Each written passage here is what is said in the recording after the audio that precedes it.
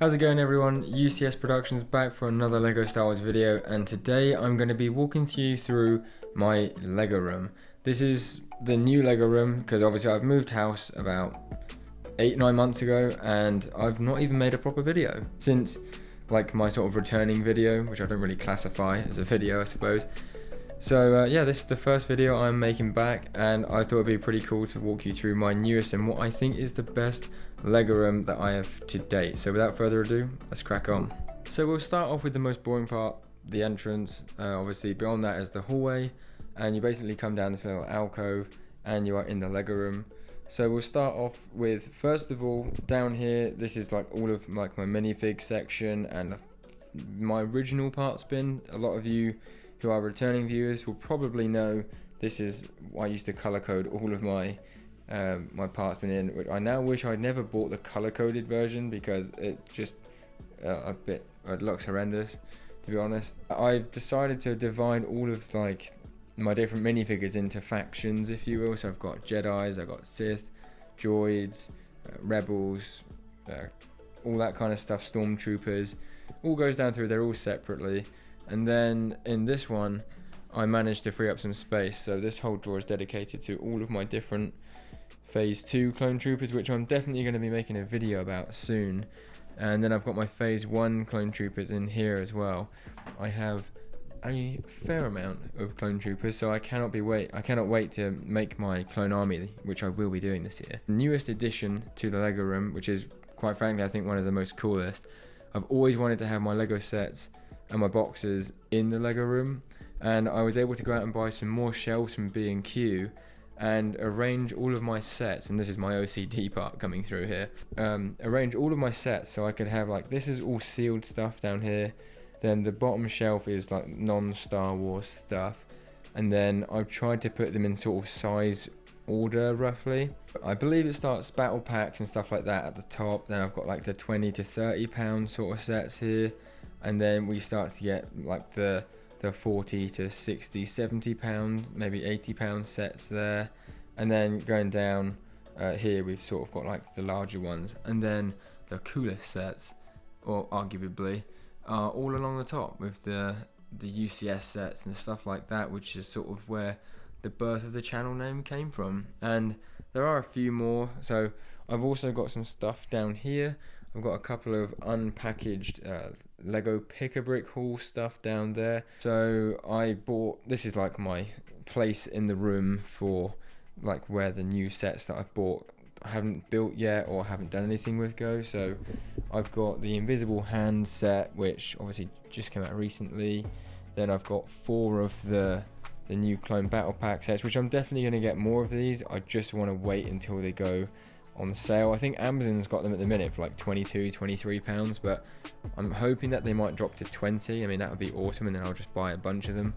Then obviously recently in the UK we had the magazine come out, and these actually sat on the shelves for quite a while. I was a little bit surprised, but then I know that they're in the battle pack. Then I got a couple of these, which I think was the previous one, which was kind of crazy as well because that was in like a £70 set or something before. And I got a second sealed Coruscant Guard gunship, so I'll be opening that soon most likely. And then this is like nothing to do with Star Wars, but I just thought this was a really cool set. This is the Lego Porsche Technic set, so that's going to be an interesting one to build. So we have the window, and that's my garden, or the front garden out there. I say mine, it's my parents. We moved back in with my parents after I sold my house, just in the meantime, because we are waiting for our next house to be built. But that's another story for another day. So I upgraded the parts bin system. I did have like a couple of these before, but I bought 1 or 2 more of them, and I try and keep it as color coded as possible, to be honest. But I always thought I was going to make loads of mocks and stuff, and I just never felt like I had enough of one piece. And as great as these are, it's like so difficult, do you know what I mean?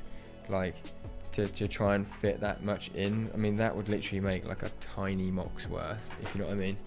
So I'm definitely gonna have to rethink that if I'm gonna get back into mock making.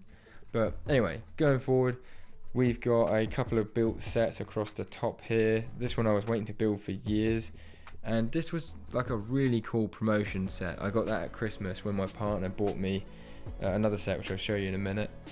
And as we follow around the room, something really cool for me, I'm finally able to have my UCS Millennium Falcon in the Lego room, although one day I think it would be really sick to sort of have it wall mounted here.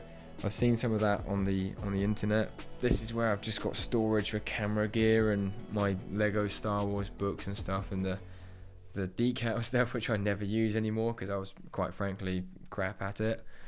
And going around, this is the joint first coolest part of the Lego room. This is where, of course that'd be in the way, this is the backdrop essentially, and this is one of the parts I always take the most pride in, making it so nice and neat. This is where I have like my best and favourite sets out at the time that I want to, and I have changed this quite a lot from the setup I had before, apart from like that sort of has always been on the top shelf. You guys can see all the sets across the top there, but we got some pretty cool stuff. This was a dream set I always wanted, never thought I'd get it. Going across the top, this is actually quite a cool set, but as whoever owns this probably knows, it is so awkward to fit on your shelf because it's such a big set. We've got the really cool Star Wars logo, which I think is really great there, but the problem I've got is it doesn't actually fit in the camera shot, which doesn't really help because the idea was it was meant to be sort of like a bit of an illumination in the back of the shot to sort of pick up some light, but we were able to get the Philips Hue gradient lights across the back on these two shelves, which does make a big difference, but I just need to get better with my lighting, man. So going down, like another dream set over here, very glad to have that back on display as well. That was sort of off to the side or on the floor for quite a while. Then this is just sort of battle pack things. Across the bottom, this is the Custom Republic gunship. I cannot remember for the life of me who it was by, but it was a really good set, just very fragile.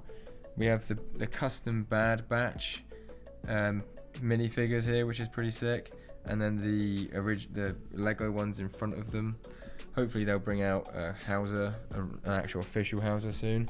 Then one of my favourite parts is the Republic section of the shelf, and it's obviously one of the pride and joys of the whole Lego room, the UCS ATTE. And since they brought these out as well, I absolutely love these. I'm tempted to buy some to keep sealed. I think they'll go up in value quite a lot. I don't even think they're on shelves for that long. I'm sure I've heard rumours that they're going to be gone. Moving around the room, we've got some sort of stuff on the floor there. I've got really into Speed Champions as of lately, as you can probably see from the desk there, but that's for another video.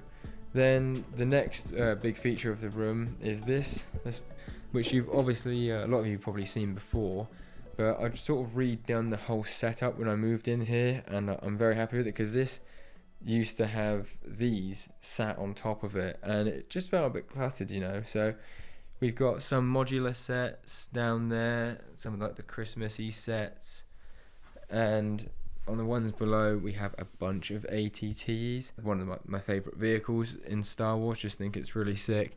So I'm really glad to have 4 of the brand new ones and a 2013, and what I think is probably one of my favourite ones is the Captain Rex's ATT, and just solely because I think it was a really interesting, unique set that I didn't expect them to make, and I picked that up for a banging price off Amazon when it was on release. Then behind this, a lot of you guys have already seen this, but for the new viewers, this is my Clone Army, like one of every clone setup, and obviously since this they have actually released a bunch new clones, which I do have, but I ran out of space, and the back line is all custom ones and the front two are actually Lego, so I'd have to get rid of the custom ones, which I don't really want to do, or maybe I get another box of this, actually put all of the custom ones in that and then put the rest of the official ones along the top row. That's not a bad idea. Then the last section of the room is the desk, and what's really nice about this is I actually pieced this together from Amazon. Normally people would just buy this in one piece, and it does have an electric motor, which is pretty sick. So I can raise and lower the table, which is actually really handy, especially if you're like building sets for ages and you want to like stand up, stretch your legs and not like cramp up essentially.